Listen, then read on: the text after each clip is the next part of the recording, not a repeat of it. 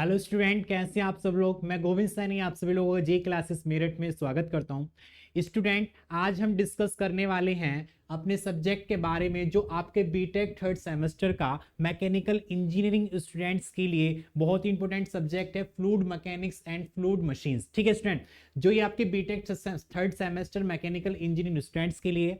तो आज हम इस सब्जेक्ट को स्टार्ट करने वाले हैं। अब स्टार्ट करने से पहले हम डिस्कस कर लेते हैं कि इसके सिलेबस के बारे में, क्योंकि कोई भी सब्जेक्ट होता है और सब्जेक्ट को अगर हम स्टार्ट करते हैं तो सबसे पहले उसके बारे में थोड़ा सा ब्रीफली जान लेते हैं कि आखिरकार हम इस सब्जेक्ट में पढ़ना क्या है। ठीक है, और इसमें पढ़ने के लिए हम इसमें बता दें कि आपको इसमें कितना यूनिट दिया हुआ है, कितना सिलेबस दिया हुआ है, कौन कौन से कंटेंट दिए गए हैं जिसके बारे में आपको पढ़ना है। तो पहले हम आज की क्लास को डिस्कस करते हैं इंट्रोडक्शन के बारे में, कि आप अपने सब्जेक्ट के बारे में पढ़ेंगे कि इसमें कौन कौन से हमारी यूनिट दी गई हैं, कौन कौन से टॉपिक दिए गए हैं। तो अगर मैं पहले बात करूं कि हमारे इस सब्जेक्ट में यूनिट 5 मतलब 5 यूनिट दी गई हैं और उन यूनिट पांचों में कौन कौन से टॉपिक दिए गए हैं और कौन कौन से टॉपिक के बारे में हमें पढ़ना है, उनके बारे में डिस्कस कर लेते हैं। ठीक है स्टूडेंट, तो अगर मैं बात करूं फर्स्ट यूनिट की, तो फर्स्ट यूनिट हमारा क्या है, स्टडी ऑफ फ्लूइड प्रॉपर्टीज है, जिसमें हम स्टडी करेंगे फ्लूइड के बारे में कि आखिरकार फ्लूइड होता क्या है। ठीक है, तो फ्लूइड क्या होता है कि ऐसा कोई भी सब्सटेंस जो इजिली फ्लो कर सके वो हमारा क्या कहलाता है, फ्लूइड कहलाता है। और फ्लूइड की क्या क्या प्रॉपर्टीज होती हैं, क्या क्या उसके गुण होते हैं, उनके बारे में डिस्कस करेंगे। तो प्रॉपर्टीज का मतलब जैसे कि हमारा कोई फ्लूइड है, उसका कितना मास डेंसिटी है, वो कितना उसका विस्कोसिटी कितना है, ठीक है, उसका श्यानता कितना है, उसका मास डेंसिटी कितना, उसकी कितना मतलब काइनेमेटिक विस्कोसिटी है। तो डिफरेंट टाइप की जो हमारी प्रॉपर्टी होती हैं फ्लूइड की, उनके बारे में हम इसमें डिस्कस करेंगे। अगर मैं बात करूं यूनिट सेकंड की, तो यूनिट सेकंड में हम डिस्कस करने वाले हैं स्टडी ऑफ फ्लूइड डायनेमिक की। ठीक है, तो डायनेमिक का मतलब क्या होता है कि अगर मेरे जो फ्लूइड है वो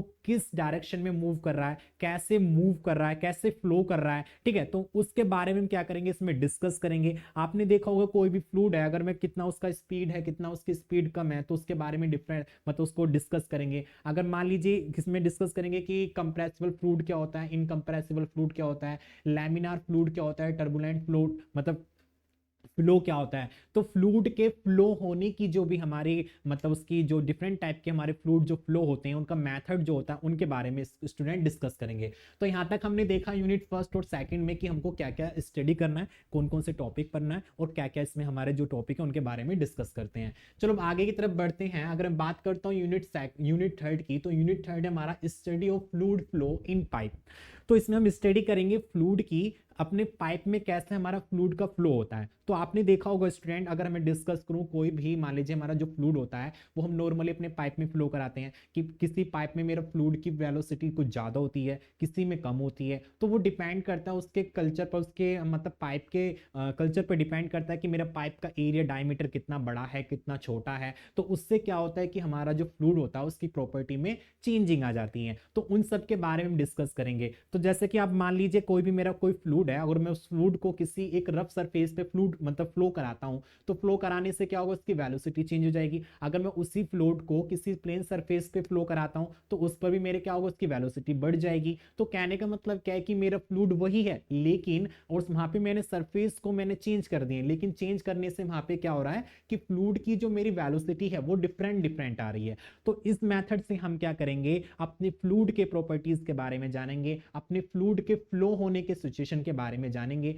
इनके बारे में क्या करेंगे स्टूडेंट, डिस्कस करेंगे। ठीक है, नेक्स्ट यूनिट है हमारी फोर्थ, जिसमें हम डिस्कस करेंगे study of the hydraulic turbine के बारे में कि हमारी हाइड्रोलिक टरबाइन होती क्या है। तो बात करते हैं हाइड्रोलिक की। तो हाइड्रोलिक का मतलब क्या होता है स्टूडेंट, कि पानी, ठीक है, पानी जो होता है मतलब लिक्विड होता है, तो लिक्विड के थ्रू हम क्या करेंगे, अपने टरबाइन को रोटेट कराएंगे, और रोटेट कराने से हमको जो भी हमको पावर मिलता है, जो आउटपुट मिलता है, वो हम वहां पे क्या करेंगे, प्रोड्यूस करेंगे। तो यहाँ पे हम स्टडी करने वाले हैं टरबाइन के बारे में कि टरबाइन को हम कैसे फ्लूइड से रोटेट कराएंगे। अगर मैं बात करता हूं टरबाइन की, तो टरबाइन हमारी क्या होती है, टरबाइन एक ऐसी डिवाइस होती है जो एक हाइड्रोलिक एनर्जी को मैकेनिकल एनर्जी में कन्वर्ट करती है, और मैकेनिकल एनर्जी में कन्वर्ट करने के बाद हमारा एक डायनोमो लगा होता है जो क्या करता है, उस मैकेनिकल एनर्जी को एक इलेक्ट्रिकल एनर्जी में कन्वर्ट करता है। तो हमारे यहाँ पे डिस्कस करेंगे टरबाइन के बारे में। तो टरबाइन जो होती है स्टूडेंट, हमारी डिफरेंट डिफरेंट टाइप की टरबाइन होती है, जैसे पेल्टन टरबाइन होती है, फ्रांसिस टरबाइन होती है, कैप्लन टरबाइन होती है। तो डिफरेंट टाइप की हमारी टरबाइन होती होती हैं,